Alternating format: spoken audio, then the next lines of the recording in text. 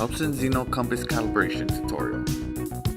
After initializing, if the aircraft detects that the compass is interfered, the aircraft will automatically prompt for compass calibration. However, you can also calibrate the compass yourself according to flight status.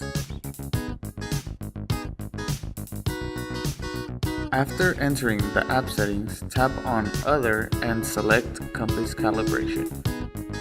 Follow the prompts for the horizontal calibration. 4 LED indicators flashing in a rotating pattern rotate the aircraft clockwise horizontally. Vertical calibration. 4 LED indicators flashing alternately.